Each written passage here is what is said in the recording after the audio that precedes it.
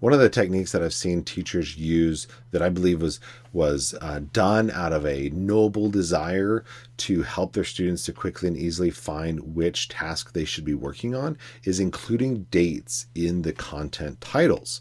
But I want to show you why that may not be the best idea and how that short run solution of helping students could actually create long run problems for the teacher, and then give you a couple suggestions on how you can achieve the same effect while keeping your content reusable.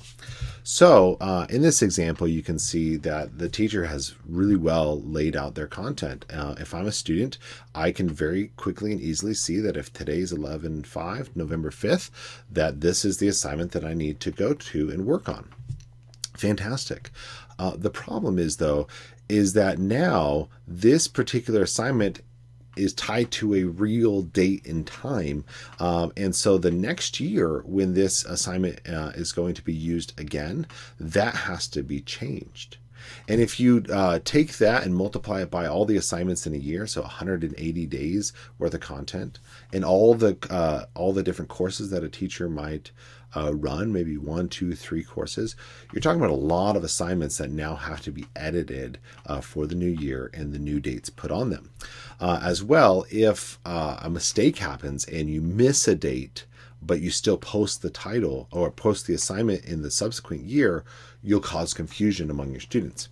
And so how can you achieve this with not having the dates in the title?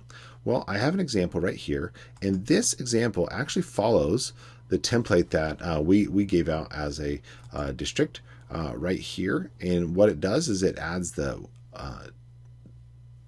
date title or date to the title of the module, and then uses text headers to guide the week. Okay, this actually also follows with our checklist that was sent out. This is the second page, and so if we look back here, we can see that this content is nice and chunked and easy to follow, which is great. It's in manageable pieces, but it needs to do this next step, which is to use text headers and indentation to help guide student navigation. And so all I've done is I've copied down these assignments, and you can see that I've stripped away the titles, the dates from the titles, and I've added the days of the week here.